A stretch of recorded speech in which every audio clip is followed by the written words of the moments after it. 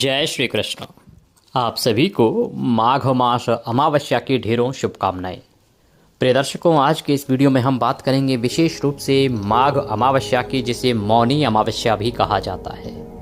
ये अमावस्या बड़ी महत्वपूर्ण है। शास्त्र बताते हैं कि इस पर किया जाने वाला पूजा पाठ जप तप अत्यंत पुण्यदायी होता है। इस दिन आप अपने पितरों की तृप्ति और मुक्ति के लिए उत्तम कार्य कर सकते हैं। मौनी अमावस्या पर जब आप पितरों का तर्पण करते हैं तो उससे आपके पितृ प्रसन्न होते हैं, उनकी मुक्ति होती है। इसी की जानकारी हम विस्तार से इस वीडियो के माध्यम से बताएंगे। आपको बताएंगे कि इस अमावस्या पर कैसे अपने पितरों को आप तृप्त कर सकते हैं, शास्त्र क्या कहते हैं, क्या इस अमावस्या की महिमा वर्णित है, इस अमावस्या पर आपको क्या कर्म करने चाहिए और क्या कर्म भूल के भी नहीं करने चाहिए। संपूर्ण शास्त्रों से विस्तृत जानकारी आपके लिए लेके आए हैं। विशेष रूप से पद्म पुराण में जो वर्णित जानकारियां हैं, इस अमावस्या पर जो पितरों का तर्पण है ना, वो सूर्योदय के बाद नहीं, सूर्योदय से पहले किया जाता है।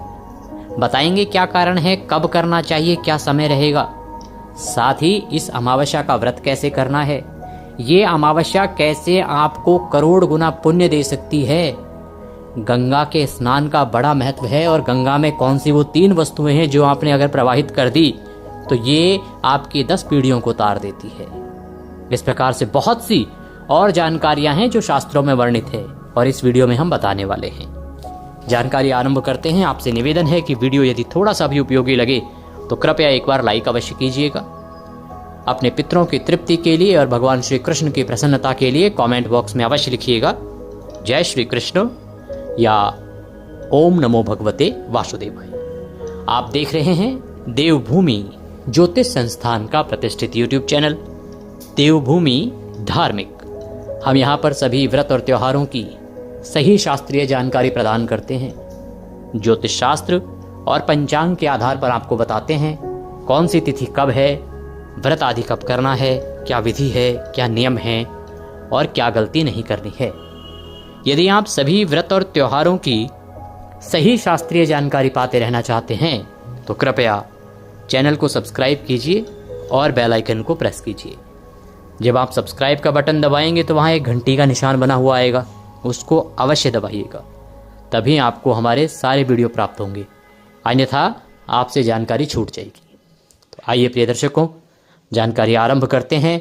और अब आप हमारे साथ व्हाट्सएप ग्रुप पर भी जुड़ सकते हैं, जिससे कि सभी जानकारी सीधे मोबाइल पर आती रहे, कोई वीडियो छूटेगा नहीं। जुड़ना चाहते हैं तो वीडियो के अंत में एक नंबर आएगा 900 से, उस पर व्हाट्सएप मैसेज लिखिए, अपना नाम लिखिए, कहिए कि आपके नंबर को ऐड कर दिया जाए, तो हम आपके नंबर को ऐड करेंगे और फिर सभी जानकारी सीधे मोबाइल पर आती रहेगी। आइए प्रिय दर्शकों, जानकारी आरंभ करते हैं। बात करते हैं माघी अमावस्या, मौनी अमावस्या की। प्रिय दर्शकों, सबसे पहले ये प्रश्न उठता है कि जो माघ मास की अमावस्या है, इसे मौनी अमावस्या क्यों कहते हैं, क्या कारण है। प्रिय दर्शकों, ये जो अमावस्या है ना, इस पर मौन की बड़ी महिमा है, अर्थात मौन धारण की बड़ी महिमा है, मौन धारण करने की महिमा है। मौन से बना मुनि, क्योंकि मुनि क्या करते हैं, मौन रहते हैं, और वहीं से बनी मौनी अमावस्या। इसीलिए जो मनुष्य इस व्रत को मौन होकर पूर्ण करता है उसे मुनि पद की प्राप्ति होती है, और मुनि पद मिले इसीलिए इसे मौनी कहा गया है। जब मनुष्य इस अमावस्या का मौन रहकर व्रत पूर्ण करता है तो उसे मुनि पद प्राप्त होता है। प्रिय दर्शकों, शास्त्र कहते हैं कि इस दिन अर्थात माघ मास की इस अमावस्या के दिन मौन रहकर प्रयागराज में अथवा किसी अन्य जो पवित्र नदी हो, गंगा नदी हो, उसमें, या फिर आप घर पर भी स्नान कर रहे हों तो वहाँ पर भी आपको मौन रह के स्नान करना चाहिए। इस दिन मौन रह के स्नान करने का बड़ा फल है। शास्त्र कहते हैं कि जो मनुष्य इस दिन मौन रहकर स्नान करता है उसे अनंत पुण्य की प्राप्ति होती है। मौनी अमावस्या के दिन ऐसे अनेकों कार्य हैं जो मौन रह के करने चाहिए। मौन रह के व्रत तो किया ही जाता है, इसके अतिरिक्त समय समय पर मौन रहने से भिन्न भिन्न पुण्य की प्राप्ति होती है। जैसे स्नान के विषय में कहा गया, पुराण कहते हैं कि जब आप मौनी अमावस्या पर इस प्रकार से मौन रहकर स्नान करते हैं, व्रत करते हैं, तो उससे मुनिपद की प्राप्ति होती है। मुनिपद क्या है? एक श्रेष्ठतम पद है, उच्च पद है, जो उच्चतम कर्म करने वालों को प्राप्त होता है। ये एक मान्यता है जिसके अनुसार इस कारण से इसे मौनी अमावस्या कहते हैं। इसका एक और कारण वर्णित है। एक और मान्यता है जिसके अनुसार ब्रह्मा जी ने इस दिन स्वयंभू मनु को उत्पन्न करके सृष्टि का निर्माण कार्य आरंभ किया था। इसी अमावस्या को इस कारण से मौनी अमावस्या कहा गया। ब्रह्मा जी ने इस दिन मौन होकर सृष्टि का निर्माण किया और उसके उत्तम परिणाम हुए, इसीलिए इसे मौनी अमावस्या कहा जाता है।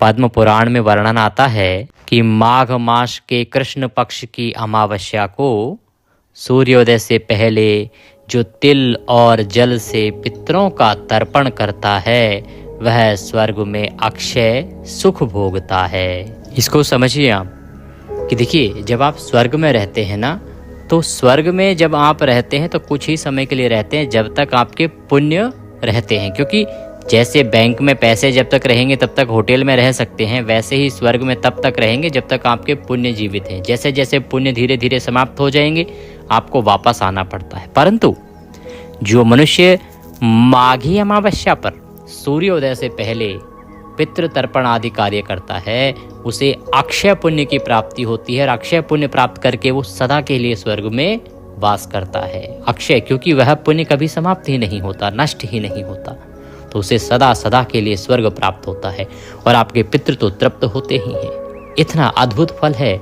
इस अमावस्या पर सूर्योदय से पहले पितृ तर्पण का। और ये मैं नहीं कह रहा हूँ, ये मैं आपको पद्म पुराण से बता रहा हूँ। वो पितरों की तृप्ति अब करना चाहते हैं आप, तो पितरों की तृप्ति के लिए आपको करना क्या है कि इस दिन सूर्योदय से पहले आपको उठ जाना है और उठने के बाद जो आप स्नान करेंगे ना, उस स्नान के जल में पहले गंगा जल डालिएगा थोड़ा सा, और थोड़े से काले तिल डाल दीजिएगा और थोड़े से तिल पीस लीजिएगा, पीस के उसका उबटन बना लीजिएगा।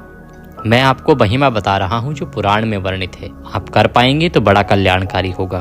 तो नहाने के लिए जल भरने से पहले उस पात्र में थोड़ा गंगा जल डालिए, थोड़े से काले तिल डाल लीजिए, जल भरिए और उबटन के रूप में तिल का उबटन लगाइए, उससे स्नान कीजिए। स्नान करने के बाद स्वच्छ वस्त्र धारण कीजिए और जो उपयुक्त स्थान है जहाँ बैठ के आप पितृ तर्पण कर सकें, गीता जी का पाठ कर सकें, वहाँ पर बैठना है आपको। पहले एक लोटा लीजिएगा, तांबे का या पीतल का, उसमें पहले थोड़ा सा गंगा जल भरिए, फिर शुद्ध जल भरिए, थोड़े से काले तिल उसमें डालिए। अगर सफ़ेद फूल है तो सफ़ेद फूल डाल लीजिए, तुलसी का पत्ता डालिए। ध्यान दीजिएगा, तुलसी का पत्ता आज नहीं तोड़ना है, पहले का टूटा हुआ अगर है तो उसका प्रयोग कीजिए। और ये वीडियो मैं बहुत पहले बना के दे रहा हूँ आपको, तो कृपया आप पहले ही तोड़ के रख लीजिएगा। अमावस्या के दिन तुलसी का पत्ता नहीं तोड़ा जाता है, तो पहले तोड़ के रख लीजिएगा। वह पत्ता डालिएगा लोटे में। कुशा अगर मिल जाए तो कुशा डालिएगा और उसके बाद आसन लगा के दक्षिण दिशा की ओर मुख करके बैठ जाइएगा। लोटे को सामने रखिएगा, गीता के 7वें अध्याय का पाठ कीजिएगा या सुनिएगा।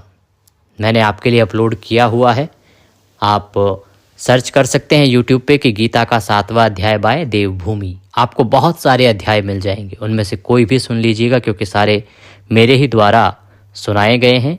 बहुत से वीडियो हैं, क्योंकि मैं प्रत्येक अमावस्या पर और प्रत्येक एकादशी पर आपके लिए गीता का 7वां अध्याय अपलोड करता हूँ। उस दिन भी अपलोड करूँगा, मौनी अमावस्या पर भी, उसका लाभ लीजिएगा। गीता का अध्याय सुनिएगा। सुनने के बाद उस लोटे को अपने दोनों हाथों में उठा लीजिए। भगवान नारायण से संकल्प कीजिए कि हे प्रभु, मैंने ये जो गीता का 7वां अध्याय श्रवण किया है, इसका संपूर्ण पुण्य फल मैं अपने पितरों को अर्पित करता हूँ। इससे मेरे पितृ तृप्त हों और मोक्ष को प्राप्त करें। इस प्रकार संकल्प करके उस जल से तर्पण कीजिएगा। तर्पण करने के लिए एक बड़ा पात्र ले लीजिए जिसमें आप यह जल छोड़ेंगे। तर्पण के लिए बड़ा पात्र लीजिए, किसी भी स्टील का या फिर तांबे का या पीतल का, और इस लोटे को उल्टे हाथ में पकड़ लीजिए। सीधा हाथ जो है उसमें अंगूठा और उसके बीच का जो क्षेत्र है ना, अंगूठे और उसके साथ की उंगली के बीच का, उस क्षेत्र को पितृतीर्थ कहते हैं। वहीं से जल जो है पितरों को अर्पित किया जाता है।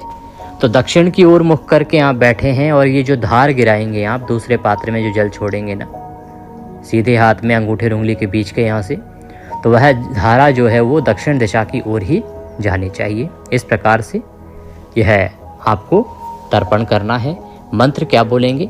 आपको मंत्र बोलना है ओम ह्रीं श्रीं क्लीं स्वधा देव्यै स्वाहा। ओम ह्रीं श्रीं क्लीं स्वधा देव्यै स्वाहा। ओम ह्रीं श्रीं क्लीं स्वधा देव्यै स्वाहा। यह मंत्र बोलते हुए तर्पण कीजिए। तर्पण करके ये जल बाद में पीपल पे अर्पित कीजिएगा जब सूर्योदय हो जाएगा। उसके बाद सूर्योदय से और सायंकाल होने से पहले पहले आप इस जल को पीपल में अर्पित कर दीजिएगा। उत्तम समय जो रहेगा वो कुतुब काल का रहेगा, वो रहेगा 11:30 से और 12:15 के बीच में। ये कर्म जब आप करेंगे तो इससे आपके पितरों को अनंत पुण्य की प्राप्ति होगी।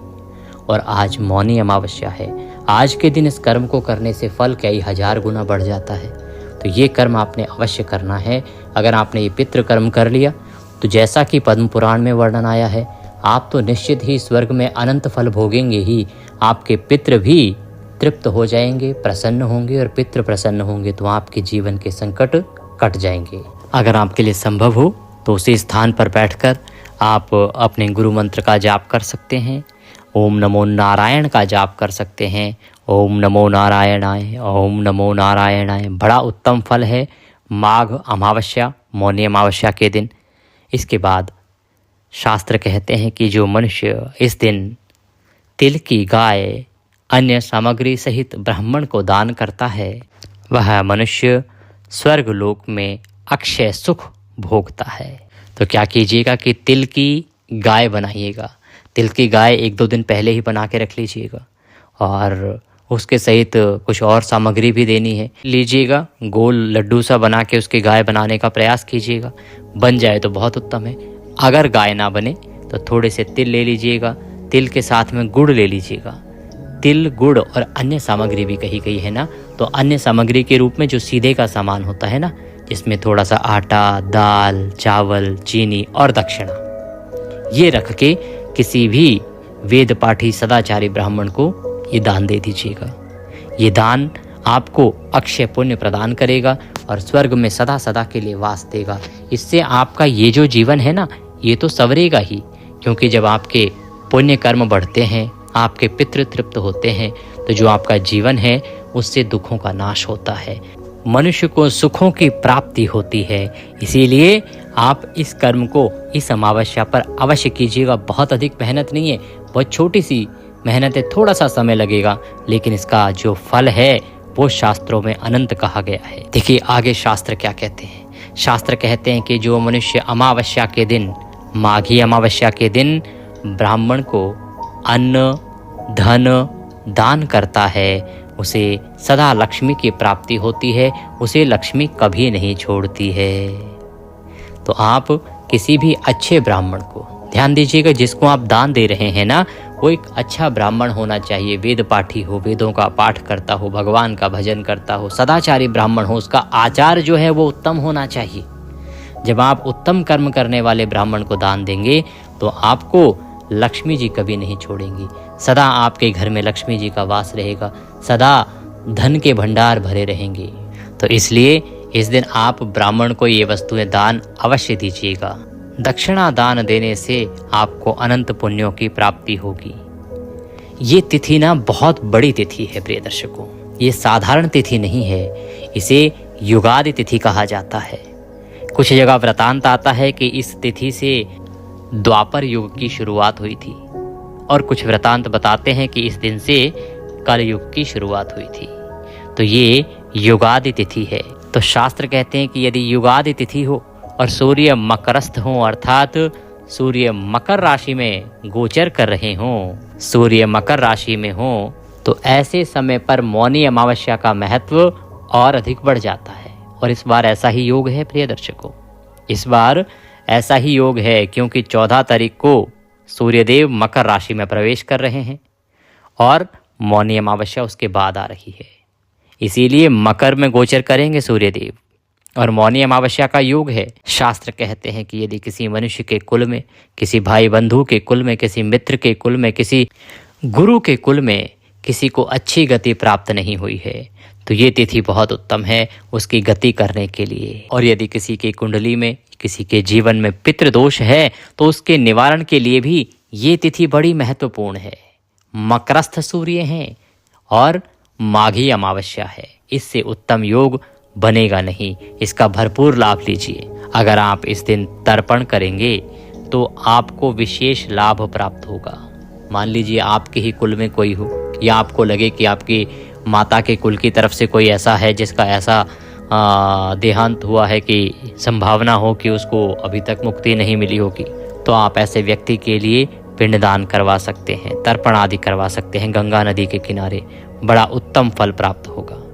स्कंद पुराण में भगवान शंकर बता रहे हैं कि जो पितरों के उद्देश्य से भक्ति पूर्वक गुड़, घी और तिल के साथ मधुयुक्त खीर गंगा में डालते हैं उसके पितृ 100 वर्षों तक तृप्त बने रहते हैं, अर्थात संतुष्ट रहते हैं और वो संतुष्ट होकर अपने संतानों को नाना प्रकारों की मनोवांछित वस्तुएं प्रदान करते हैं। तो इतना सा कर्म है, कीजिए इसे मौनी अमावस्या पर। गुड़, घी और तिल के साथ मधुयुक्त खीर ये बनाना है आपको और इसे गंगा जी में प्रवाहित करना है। इससे आप जो मांगोगे पितृ वही प्रदान करते हैं। बड़ा बड़ा पितृदोष मिट जाता है। और ये मैं नहीं कह रहा हूँ, शिव जी के द्वारा स्कंद पुराण में वर्णित है प्रिय दर्शकों। आगे वर्णन आता है। शास्त्र कहते हैं कि जो इस दिन मौनी अमावस्या पर पितरों के निमित्त गंगाजल से शिव जी को स्नान कराते हैं, उनके पितृ यदि भारी नरक में भी पड़े हों तो भी वहाँ तृप्त हो जाते हैं। तो प्रिय दर्शकों, भारत में गंगाजल भी सब जगह है और शिवलिंग भी उपलब्ध है, तो आप यह अवश्य ही कीजिएगा। जहाँ आपको शिवलिंग दिखे आप इस कर्म को करें। अगर घर में भी शिवलिंग है तो आप घर पर भी कर सकते हैं। इससे आपके नरकों में पड़े हुए पितृ भी होंगे ना, तो वो भी तृप्त हो जाएंगे। यहाँ मैं एक बात बताता चलूँ आपको कि जिनके कोई भी पितृ पूर्वज यदि आत्महत्या से मरे हैं ना, तो वो ये प्रातः काल वाला तर्पण न कीजिएगा। उनके लिए आपको गंगा जी जाना चाहिए और वहाँ पर किसी भी विद्वान ब्राह्मण से नारायण बलि करानी चाहिए, उसी से उनको मुक्ति प्राप्त होती है। आप मौनी अमावस्या के दिन जब नारायण बलि कराएंगे तो आप उन पंडित जी को बताइएगा कि किस कारण से, किस प्रकार से मृत्यु हुई है, उस अनुसार वो कर्म कराएंगे और फिर उनकी जो मुक्ति है वो निर्धारित होती है। जिन्होंने आत्महत्या किया हुआ है उनके लिए आप कुछ नहीं कर सकते हैं, वो नारायण बलि ही कर सकती है। प्रिय दर्शकों, आरंभ में मैंने बताया था कि ये जो माघी अमावस्या है ये युगादि तिथि है। स्कंद पुराण में वर्णन आता है कि माघे पंचदशी कृष्ण द्वापर आदि स्मृता बुधय, अर्थात यह द्वापर की आदि तिथि है, जबकि कुछ विद्वान इसे कलयुग की भी प्रारंभ तिथि मानते हैं। प्रिय दर्शकों, युगादि तिथियां जो होती हैं ना, उनको अत्यंत शुभ माना गया है। इस दिन किया गया पूजा पाठ, जप तप, यज्ञ हवन आदि जो कुछ आप करेंगे वह आपको कई गुना अधिक होकर प्राप्त होता है। शास्त्र कहते हैं कि प्रत्येक युगों में 100 वर्ष तक दान करने से जो पुण्य प्राप्त होता है वह युगादि काल में एक दिन में आपको प्राप्त हो जाता है। अर्थात मौनी अमावस्या पर एक दिन जो आप दान करेंगे ना, वो एक दिन का दान करना आपको 100 वर्षों तक दान करने के बराबर फल प्रदान करेगा। 100 वर्ष जब आप दान करेंगे उससे जितना पुण्य है वो केवल एक अकेली मौनी अमावस्या पर दान करने से प्राप्त हो जाएगा। ये मैं नहीं कह रहा, ये शास्त्र कह रहे हैं, ये स्कंद पुराण में वर्णन है। तो आपको क्या करना है? खूब दान करना है, जितना हो सके दान कीजिए। आप अन्न दान कीजिए, वस्त्र दान कीजिए, दक्षिणा दान कीजिए, उपादान अर्थात जूते का दान कीजिए। ये शीत ऋतु है।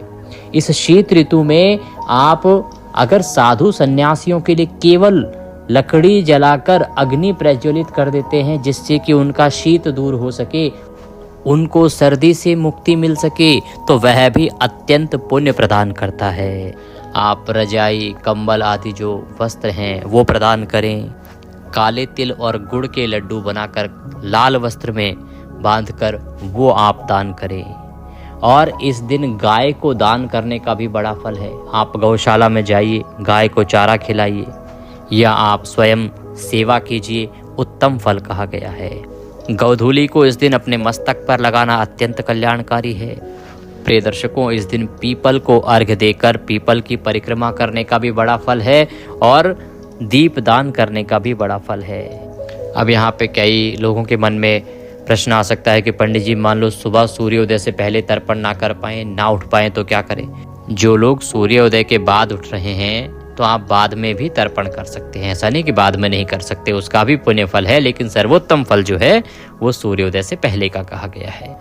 इस अमावस्या पर व्रत उपवास का भी बड़ा महत्व है, बड़ा फल है। अगर आप कर सके तो इस दिन उपवास करें। इस दिन यदि आप भूखे प्राणियों को भोजन कराते हैं, जैसे आप मछलियों को दाना डालें, चींटियों को दाना डालें, पक्षियों को दाना डालें, ये अत्यंत फल देने वाला है।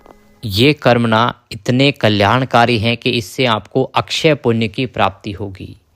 ये तिथि महत्वपूर्ण है और शास्त्रीय जानकारी मैं आपको दे रहा हूँ। अब मैं बताता हूँ आपको कि महाभारत के अनुशासन पर्व में क्या कहा गया है। वर्णन आता है कि इस अमावस्या के दिन प्रयागराज में 3,10,000 अन्य तीर्थों का समागम होता है।